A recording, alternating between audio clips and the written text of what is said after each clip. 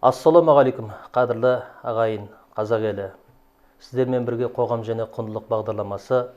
Бүгін біздің студиямыздың қонағы Семей қаласындағы тарихи өлкетану музейінің ғылыми қызметкері Тілек Құрметұлы Толықбаев бауырымыз келіп отыр. Қош келдіңіз студиямызға. Қош көрдік аға. Тілек бауырым, қалдарыңыз қалай, жұмыстарыңыз орынша ма, жақсылық па? Жақсы. Бәрекелді. Bir қалыпты. Мынау қоғам және құндылық бағдарламасына осы қаламыздағы зиялы қауым өкілдері, әртүрлі саланың адамдар, қонақтар келіп, осы жерде сұхбат жүргізіп, танымды ойларын айтып, бөлісіп, сөйтіп жатады. Бүгінгі енді кезек өзіңізге келіпті, Тілек бауырым. Енді бүгінгі тақырыпты былай алайық. Өзіңіз мынау қаламыздағы тарих өлкетану музейінде жұмыс жасайды екенсіз. Күні кешегіні мамырдың 31 күні қазақ халқының тарихындағы бір қаралы күн дейміз бе, саяси қуғын-сүргін құрбандарын еске алу күні деген бір даталы күн болатын. Осы күнді өздеріңіз музейде үлкен көрме ұйымдастырылған екен. Тақырыбымыз осы болсын. Енді жалпы мынау алаш қозғалысы туралы, қазақтың басындағы нәубет туралы айтайық. Құбағып. Енді сөзіміздің басында қиссасы осы музейде істегеннен кейін қаламыздағы бір көне бір жәдігер, көне бір орын, музейіңіздің шығу тарихы, іргетасының қаланған күні, азаматтар туралы сонда қызмет жасаған, осыдан бастасақ. Әрине, аға, бұл жалпы музей деген, өзі келушілерді музейге қарсы алған кезде, менің бір айтатыным бар, музейге келу деген бұл тарихқа ой жүгірту, тарихқа қызыққан адам, өз елінің, туған жерінің тарихына қызыққан адам, бұл ел жұртын сыйлаған адам, соған құрмет көрсеткен адам деп. Музей енді Семей қаласының облыстық тарихи өлкетану музейі негізі сонау 1883 жылда жатыр. Семей қаласына жер аударылып келген Евгений Петрович Михайлис бастатқан Лобановский, Леонтьев, Блэк, Коншин секілді белсенділер деп атайық. Солардың өздерінің бір үлкен ілтипатымен құрылған музей деп атауға болады. Абай заманының адамдары ғой енді бұл. Иә, Абай заманының адамдары. Евгений Петрович Михайлистің өзі Абайдың досы болған. Сол кісінің Абай, біздің ұлы Абай Құнанбаев статистика бөлімінде қызмет жасаған. Сол қызметке осы Евгений Петрович Михайлис өзі ұсынып, сол Абайды тартқан негізінде. Біз енді осы Семей қаласы дегенде бірден музей деген кезде әлбетте ойымызға орала кететін Абай музейі ғой.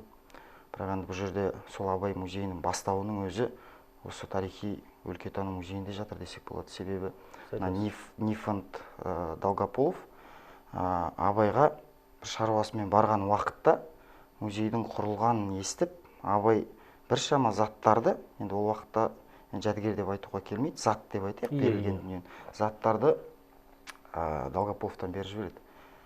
Долгополов әкеліп музейге тапсырады. Ол заттар 1940 жылға дейін тұрады. 1940 жылы Абайдың дербес музейі ашылады. Қайым ағамыз әлбетте негізін қалаған. Сол музей ашылған уақытта бұл заттар, жаңағы табысталған заттардың барлығы сол музейге тиесілі екені енді ол айдан анық. Сол себептен сол жаққа толықтай тапсырылады. Енді бізде біраз көшірмелер қалды. Мына 93 мына жалпы музейдің өзі жаңағы халық арасынан жәдігер жинайды бұл музей. Халық арасынан жәдігер жинайды. Ал енді тұрғылықты ғимарат, қазір музей орналасқан ғимараттың қалануы 1856 жылда жатыр. Семейге генерал-губернатор болып келген, проценкаға салынған, арнайы салынған резиденциясы үйі болып табылады. Төңкеріске дейін, жаңағы революцияға дейін бұл музей жаңағы генерал-губернатордың үйі болып келеді. Төңкерістен кейін бостандық үйі деп аталады. Бостандық үйі болып аталып тұрған сәтінде ең енді бір есте қаларлық үлкен жағдай бұл жерде Әлиханның келуі. жаңағы осы біздің ұлт көсемі Әлихан Бөкейхановтың ұлт көсемі Әлихан ұлы Әлихан Бөкейхановтың келіп табан тіреуі.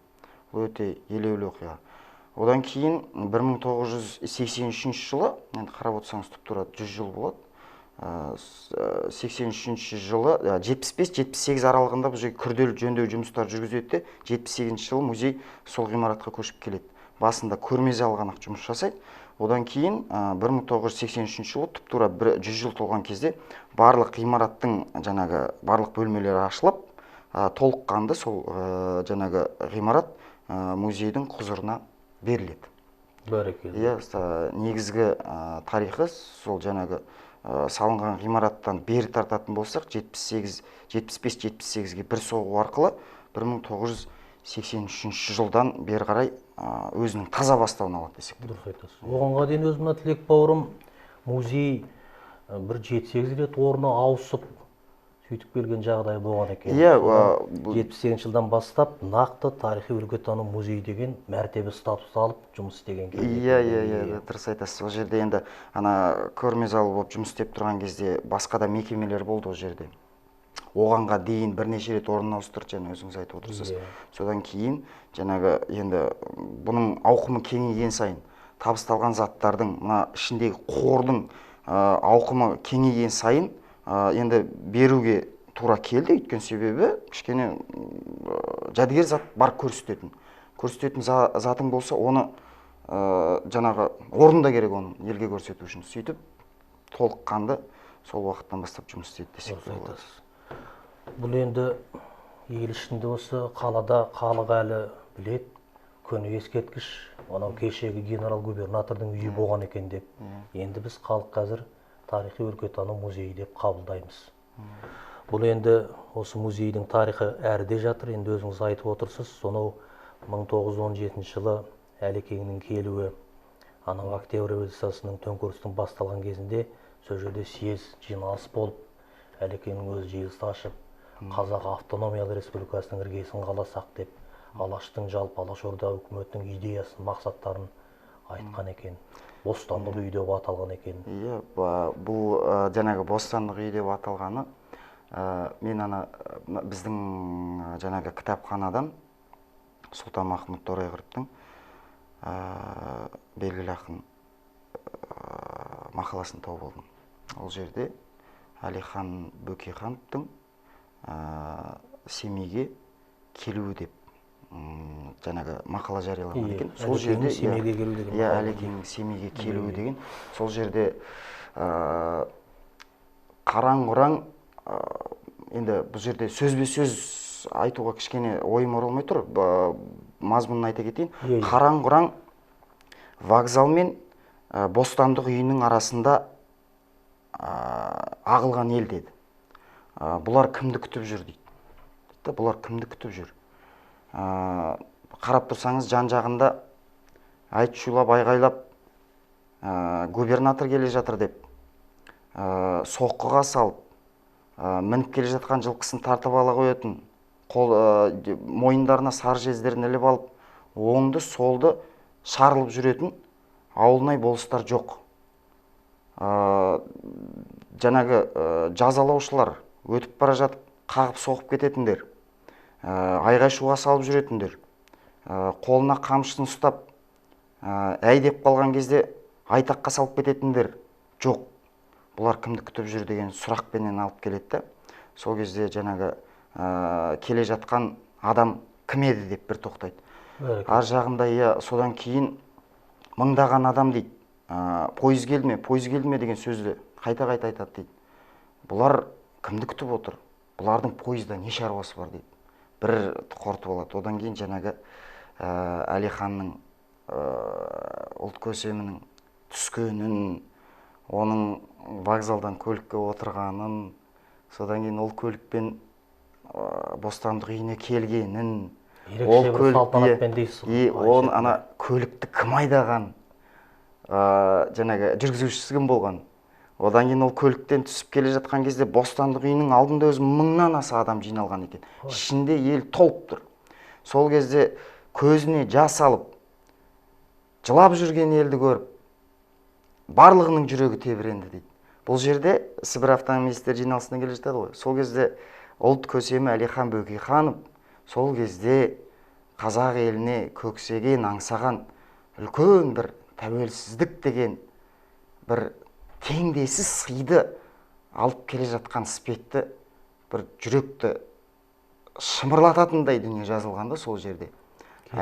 Сол жерден бір алып келе жатқандай. Одан кейін жаңағы Әлиханның кіргені, одан кейін Сұлтанмахмұт Торайғыровтың өлең оқығаны, педагогтардың атынан Мәннен Тұрғанбаевтың сөйлегені, жаңағы халықтың разылығына бөленіп Әлихан Бөкейхановқа жаңағы сөз берердің алдында халықтың шапалақ соғып тұрып алған, жаңағы тебіреніп есіктің алдындағы тұрған елдің жылағаны, ана ішіндегі елдің бір орында тұра алмай, Әлекең сол кезде тұрып сөйлейтіні бар. Халқым, елім, мынандай сенім танытқандарыңызға, мынандай қолпаштау көрсеткендеріңізге, мынандай құрметке еленіп жатқаныма қалай жауап берерімді білмей тұрмын.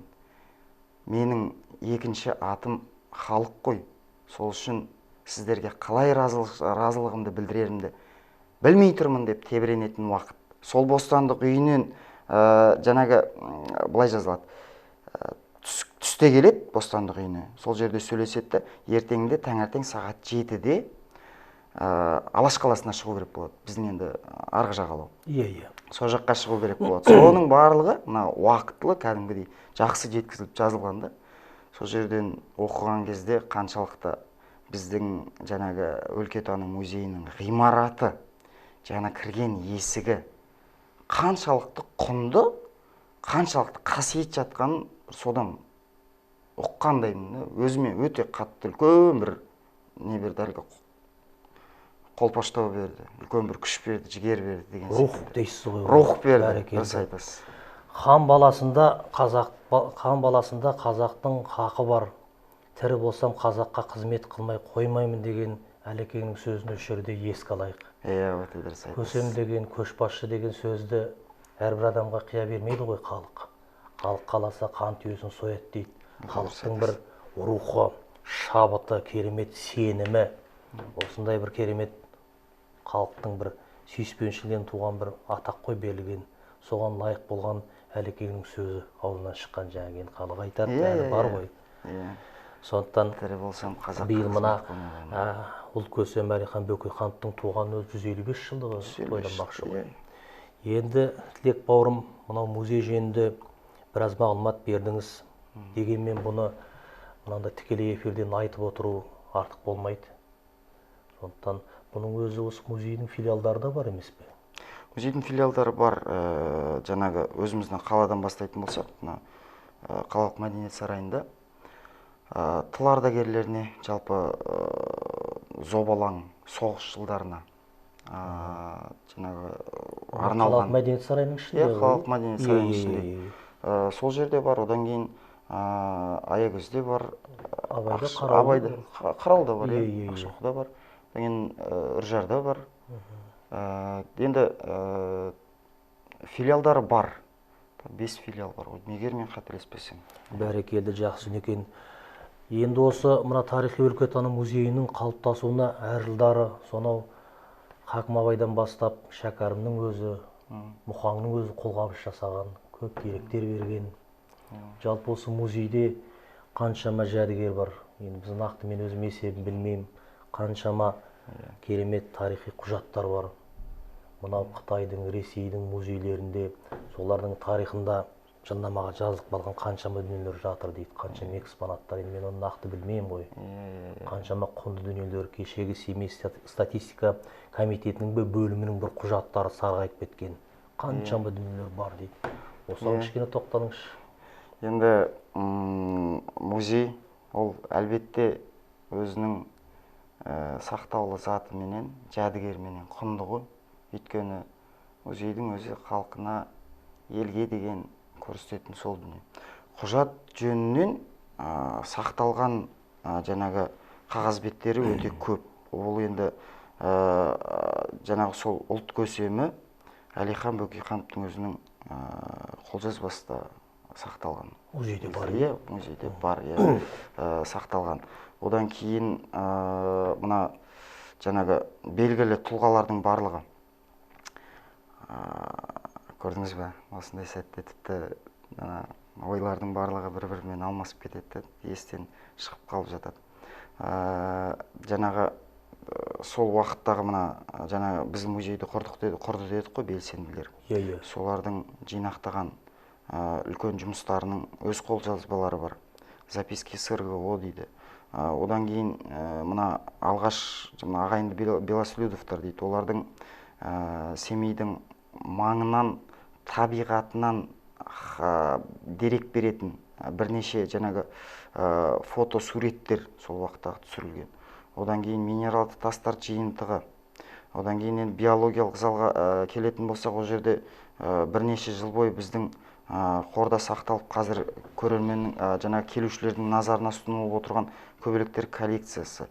Одан кейінгі арғы-зарғы қалай енді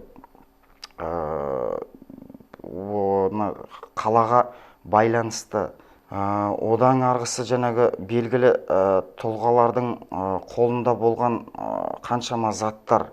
Содан кейін енді бергісін тарта келе тіпті сол Қайым ағамыздың өз қолжазбасы, Шәкір Әбеновтің қолжазбасы, сонымен қатар бірнеше жаңағы ұлы тұлғалар дейік, барлығының қолжазбалары сақталған ол жерде. Енді Қайым ағамыздың тіпті қолжазбасы ғана емес, ол кісінің қаламсабымен тұтынған заттар, шляпасы, очки барлығы да сол жерде сақтаулы.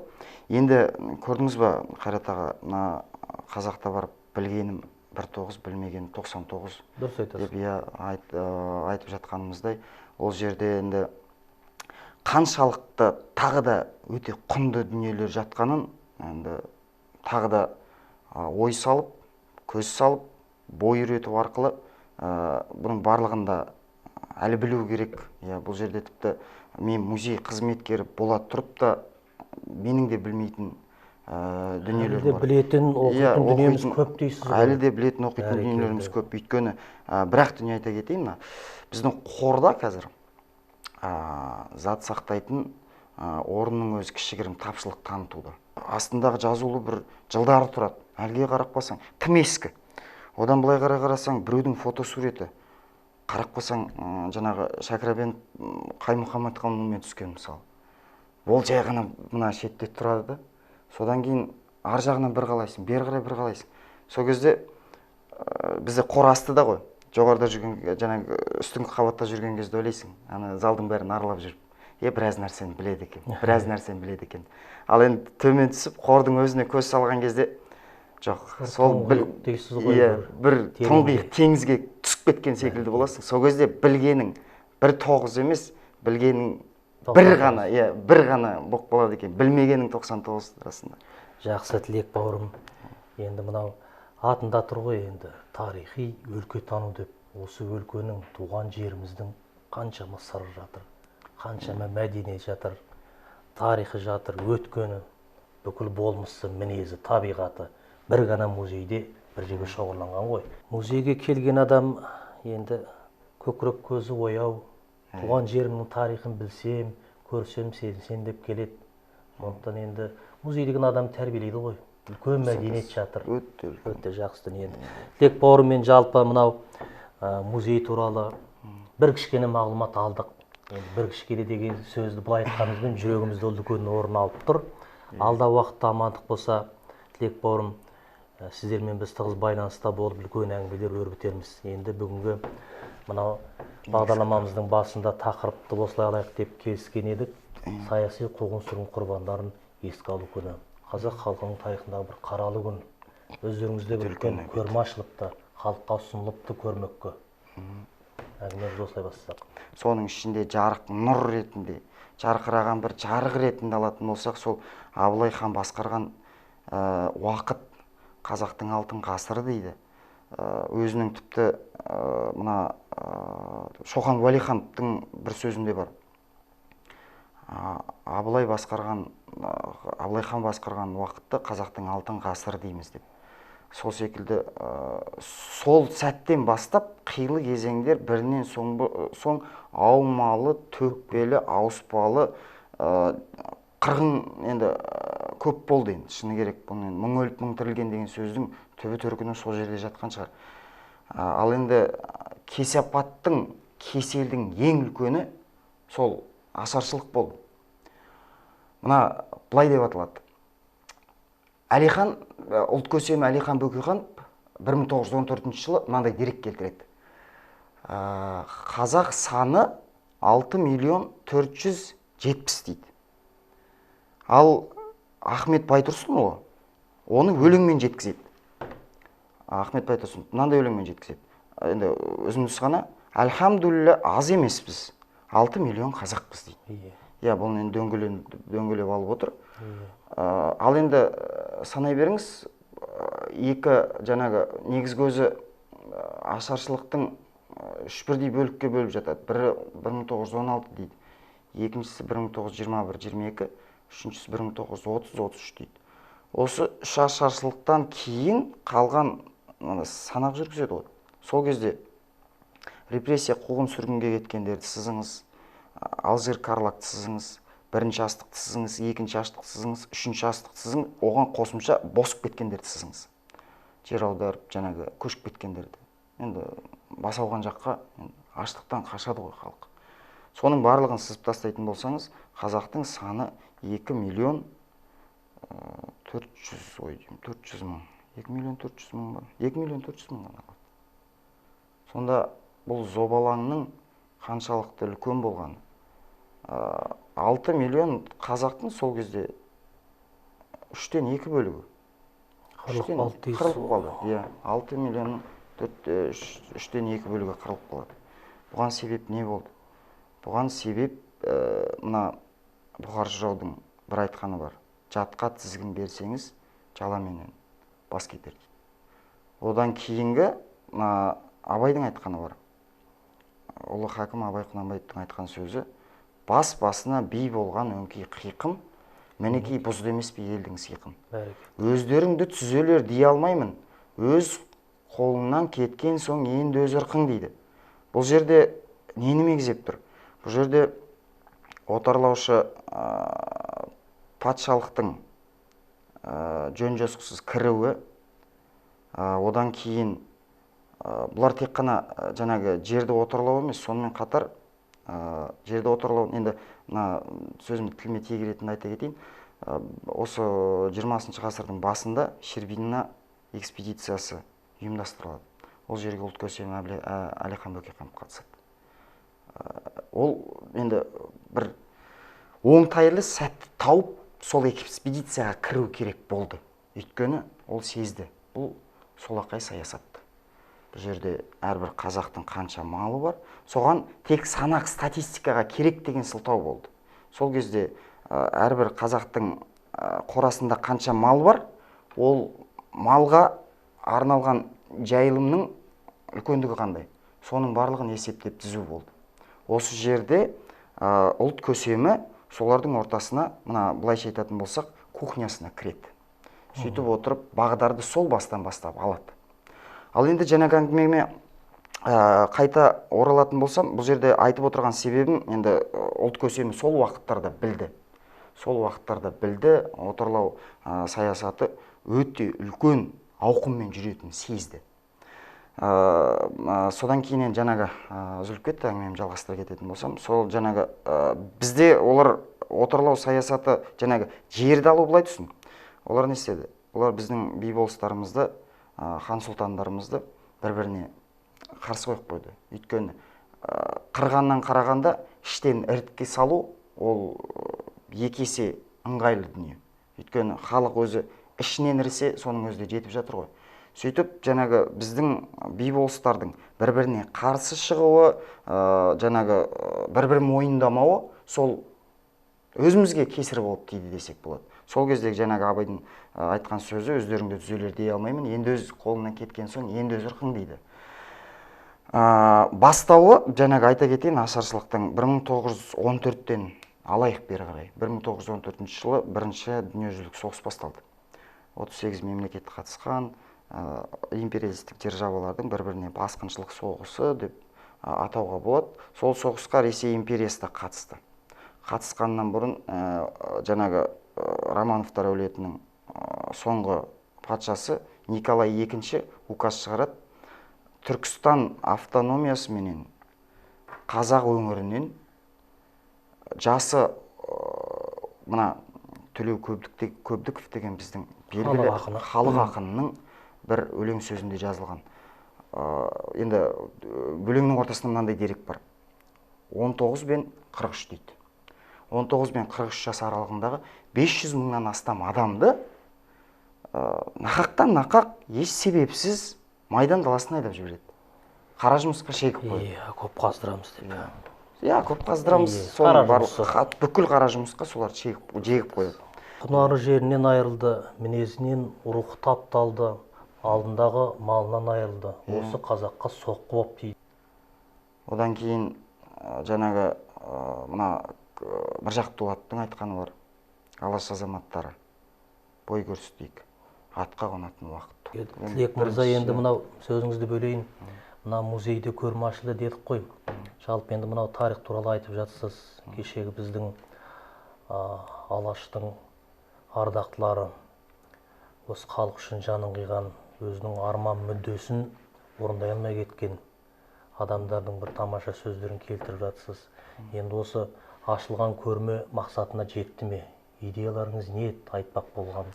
Мына Қайым-Мұхамед Қанттың басына сол күні гүл қойылып, алдында бір әкімшіліктен кісіге үлкен бір ескі ауыл болып өтті. Одан кейін өздеріңізді қолма-қол осы көрме ашылды. Жалпы мақсаттарыңыз не еді? Мақсатқа жеттіңіздер ме? Көрменің өзінің аталымы тәуелсіздік тірілткен есімдер. Сол кезде міне осы жердегі менің айтпағым, бұл жерде біз көрме арқылы жеткізгіміз келетіні қаншалықты бұл тәуелсіздік бізге қандай бағамен келгені. Бар жазығы ұлтын сүйгені, бар жазығы ұлтын жан жүрегімен сүйгені болды. Сол жазық шығар енді, солардың қойып отырған. Сонымен біздің жеткізгіміз келетіні бұл жерде қаншалықты соққы тигені, оңды солды бүйірден салғаны, біз мына жер бауырлап қалғанымыз бір уақыттары, санымыз азайып кетіп, құруға сәл қалғанымыз, туған жерін тастап, қаншама қандастарымыздың босып кеткені, бірінші аштықтан 2 миллион адамнан, екінші аштықта 2 миллионнан адамнан айырылғанымыз. Енді анасы баласын қазанға салып пісіріп жеген. Бұның енді мана ауыр деректер өте көп та, бұл жерде естелік ретінде келтіретін. Қаншалықты соққымен келіп жеткен, тәуелсіздік тірілткен есімдер деп аталатын сондықтан. Біз бұл енді бірнеше витринадан тұрады жаңағы көрсетілімнен. Соның барлығында көрме әлі жұмыс істеп тұр ғой. Көрме әлі жұмыс істейді, алдағы уақытта жұмыс істейді. Келетіндер, келушілер болса демей-ақ қойын енді. Келіңіздер дейін. Бұл енді көретін, есігі ашық, көретін дүниемен беретін мағлұматтар өте көп. Ең басты сол тәуелсіздіктің қаншалықты ауыр келгені, қаншалықты күш салғанымыз, қаншама адам аңсап, Әлиханның, Бөкейхановтың Ахмет пен Міржақыпқа абақтыдан жазғаны бар. Еркіндік әрі, бұлай келтіреді, әлі алдыда күнді көретін ұрпақ келеді. Сол күнді көретін ұрпақ бізді ризалықпен еске алатын болады. Өкінбеңдер, күрес жолына түскендеріңе өкінбеңдер дейді. Бәрекелді Тілек бауырым, өте жақсы танымды әңгімелер айтып отырмыз. Сізге көп рахмет. Дегенмен мынау патша көңілді халықтың өресі жоғары ғой. Мына өткеніне бейжай қарамайтын халық адам, оны барып көреді деген өзім ойдамын. Енді музейдің есігі ашық. Мана жаңа ашылған көрме әлі де жалғасады деп отырсыз. Енді алдағы уақытта қалаға келген қонақтар болсын, елден, ауылдан келген адамдар болсын, қаланың азаматтары болсын, барлығы кіріп сол көрмені көреді. Себебі оның жүрегінде өткені бар, өткен тарихы бар. қаншама зұлмат жылдары бізге тәуелсіздік қалай келгені. Жаңа тамаша айтып отырсыз. Жаңа бір сөзіңізде қазанға өзінің баласын өзі асып жеді дегеннен естіп қалғаным мына ойыма түсіп отыр. Мекемтас Мырзахмет деген абайтанушы үлкен абыз бар ғой, ақсақал. Сол кісінің бір естелігінен оқып едім, мен шатысып қалмасам өз оққаным. Сонда мына ашаршылық жылдары шешесі 4-5 жастағы бала Мекемтасты жетектеп, қыз баланың арқасын арқалап кетіп бара жатқан кезде артынан қасқырлар қаумалап қайта-қайта жегелі тұр ғой. Күш жоқ өздерінде, шаршап келе жатқан сонда шешесі Мекемтасты құшақтап, мына ұл бала ғой, осыдан ұрпақ қалады, менің ұрпағымның жалғасы деп, жаңа қасқырға жем қып, қыз баласын тастап, ары қарай кете барыпты. Енді өтірік айта қоймасын, Құдай сақтасын, мына жазылғанын оққам. Міне, осындай сөздер қалған. Қазақтың басына не келіп, не кетпеді. Тек қана мен бұлай ғана өзім ойлаймын. Осыны бір жеңіл қарамаса, бір мереке екен деп, ат үсті ғана әшейін бір есеп беріп қана кетпесе, бұл қазақтың бір тарихындағы үлкен нәубет жыл, бір қаралы жыл. Осыны әр 31 күні келген сайын халық қара жамылып, осыны бір керемет түйсініп, өзім солай қабылдаймын енді. Қараңызшы, бүкіл өткен тарихы жатыр. Жаңа сөзіңіздің басында айтып отырсыз, бір қазақтың қой үстіне бозторғай жұмыртқалаған заманы, қазақ бір дербес ел болып, қазақ хандығы құрылып, соны Абылай заманына дейін жоңғармен қалмақпен қанша шайқасса да рухы түскен жоқ. Ел болып қалыптасты. Дұрыс айтасыз. Енді мына ғасырдың бас кезінде жаңа қазақтың зиялылары бас қосып, егемен ел болайық деп ертерек ойланып өзінің арман, мақсат, мүддесін жариялап жатқандағы істеген істерін қараңыз. Бұл жаңа отаршылық саясат кішкене арырақта жатыр. Біз көріп тұрған енді біліміміз жете қоймас, қазақтың шұрайлы жерін тартып алып, басқа біреуді әкеліп қоныстандырса, алдындағы малын татып алса, одан артық қазаққа қандай не керек? Дұрыс айтасыз аға.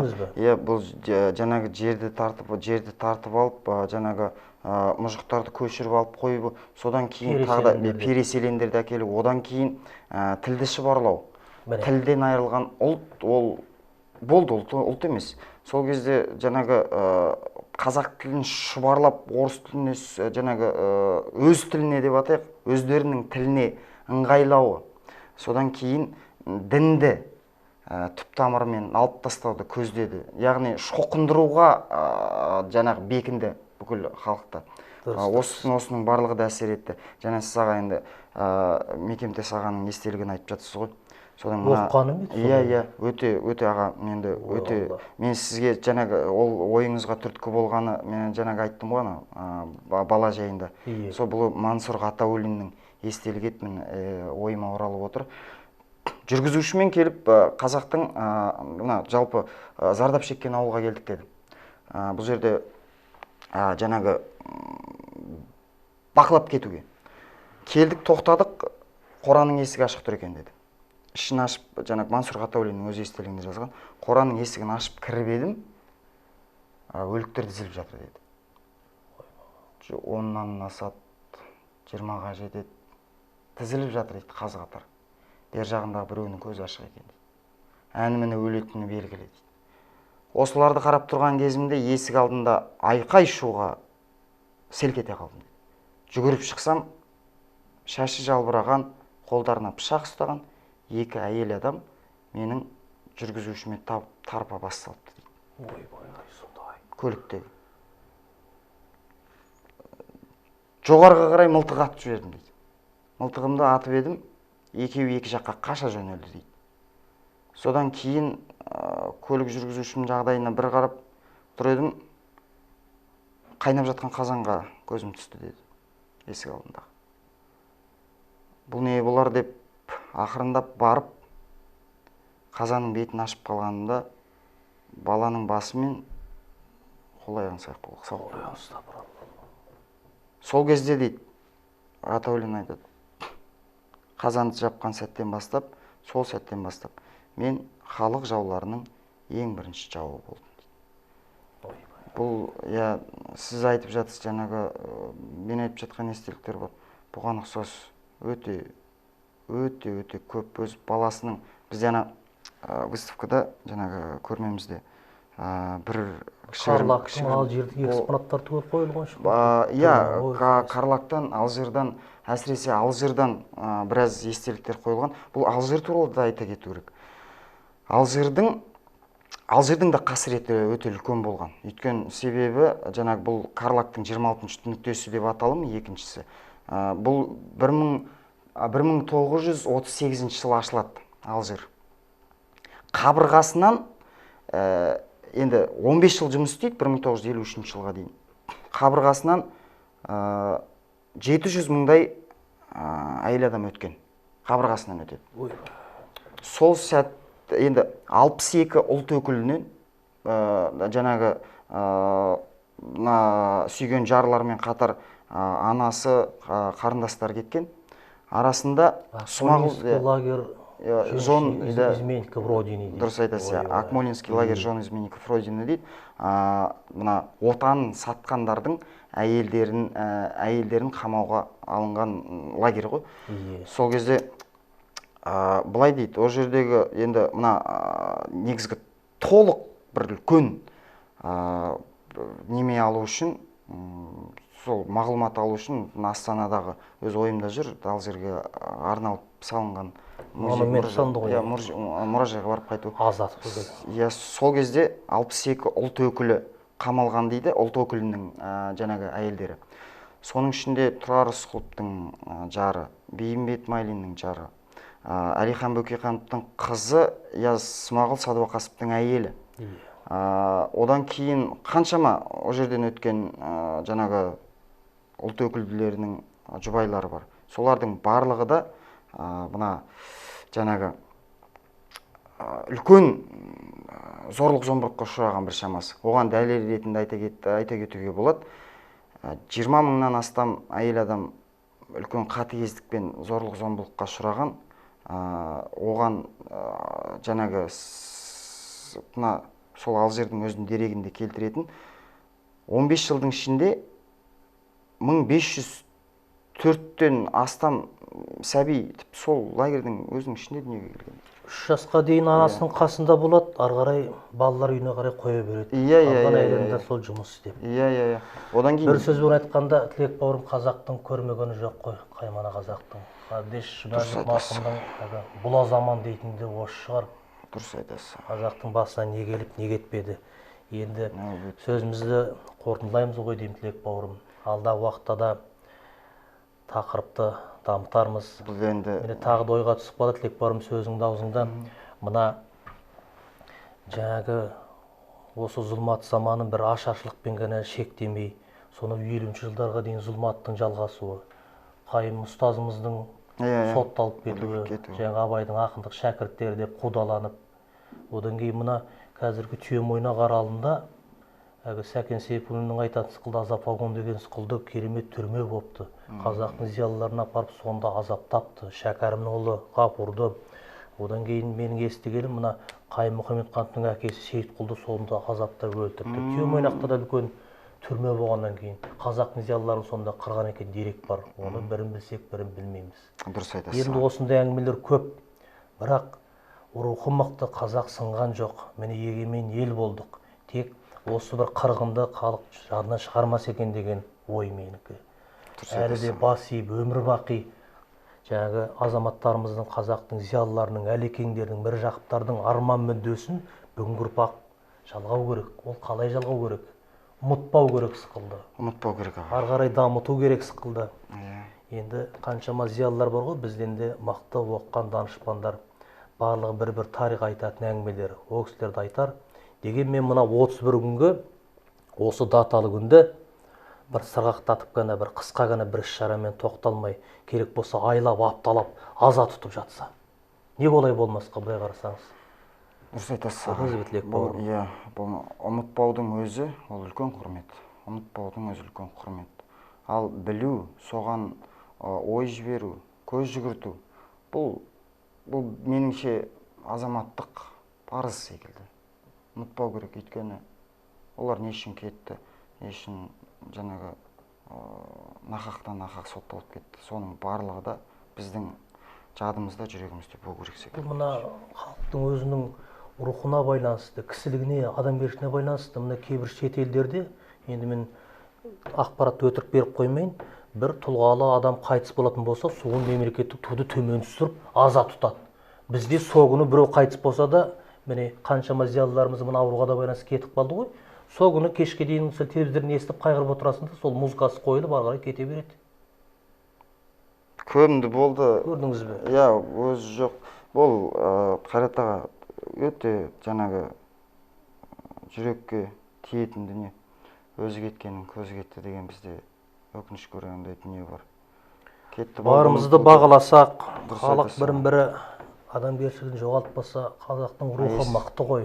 Оның үстіне біздің мына Семей халқы, ұлылар елі, осында қаншама қонақтармен сұхбат алдық. Өткенде Рахат ағамыз айтады, біз қазақтың даласына, еліне, шығыс өңірі, ұлылардың елі үлгі болуымыз керек деп айтып отыр. Ол басқа ел төмендеген емес, бірақ біздің кішкене неміз жоғары ғой. Бәрекелді, Тілек бауырым, Құдайға шүкір, енді ел ағалары бар, заман тыныш. Бәрінен бұрын мынау қазақтың басындағы бір нәубет болып тұрған мына ауру кетсе екен. Жалғыз қазақтың басында ғана емес, бүкіл дүниесін алаңдатып отырған мына епет ахуал тоқтап, тәж тажал деген атауға ие болған осы ауру өзімен кетсе екен. Ел іргесінде тыныштық болса екен деген тілек. Бейленді мына тәуелсіздігіміздің 30 жылдық мерекесі келе жатыр. Тілек бауырым, енді өзіңіз уақыт тауып біздің студиямызға келіп, бір келелі әңгіме, өте бір өзекті, тарихи танымы мол, тамаша әңгімелер қозғағаныңызға ризамын. Көп-көп рахмет. Алдағы уақытта жақсы күндерде жолығайық. Осындай әңгімелерді әлі де қозғаймыз деп өзім ойлаймын. Сіздермен болған қоғам және құндылық бағдарламасы жүргізушісі мен Қайрат Қараби. Бүгінгі қонағымызбен тағы да таныстырып өтейін. Семей қаласындағы облыстық тарихи өлкетану музейінің ғылыми қызметкері Тілек Құрметұлы Талынбаев ініміз келіп отыр. Енді сөзіміздің аяғымызда мынау қалың ел қазағыңызға бір ауыз тілегіңіз болса. Енді ең біріншіден Қайрат аға, шақырғаныңызға көптен көп алғыс.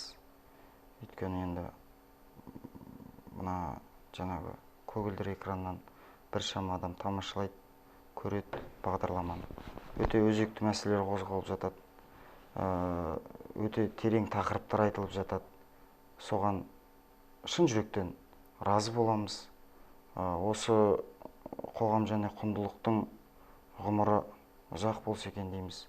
Өзіңіз жан бітірдіңіз, енді ары қарай жақсы жалғасын таба берсе екен деген ниеттеміз. Жақсы терең тақырып қозғалды. Әттең шіркін мына жалғастыра берсек біршама уақытқа дейін әлбетте баруға болады. Бірақ дегенмен де әлі де айтылатын дүниелер өте көп. Әлі де жеткізілетін, берілетін мағлұматтар, айтылатын деректер өте көп. Сол үшін бүгінгі тақырыптың мына жаңағы тұздығы болып отырған ауқымы өте кең. Қуғын сүргін, ашаршылық құрбандарын еске алу күніне байланысты деп отырмыз. Сол себептен енді тәуелсіздік тірілткен есімдер көрмеміз өзінің жұмысын әлі де жалғастырады.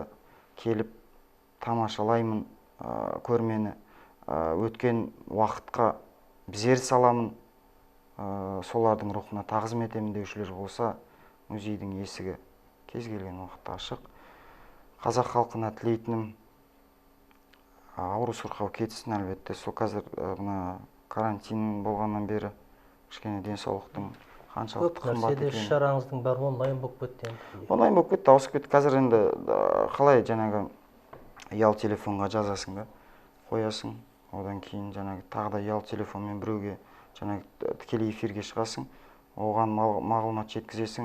Ол адамды ар жақтан бардым келдім көре салып отырады. Сол үшін кішкене сәл бұл кесапат тек қана енді денсаулық әлбетте бірінші орында. Бірақ дегенмен де бұл мәдени жағымыздан да мына бүйірімізден түрткілеп болмай отыр да. Сол себептен кеселдің беті кетсін, еліміз аман, жұртымыз тыныш, жақсы күндерде күлімдеп қауышқанға не жетсін. Ой, бәрекелді. Аман есен сау болайық. Жақсы. Өзіңізге де көп рахмет, шығармашылық табыс тілейміз, денсаулық болсын. барымызбен базар болып жүре берейік. Аман болыңыз, жақсылық болсын, сау болыңыз. Айтқаныңыз келсін. Рахмет.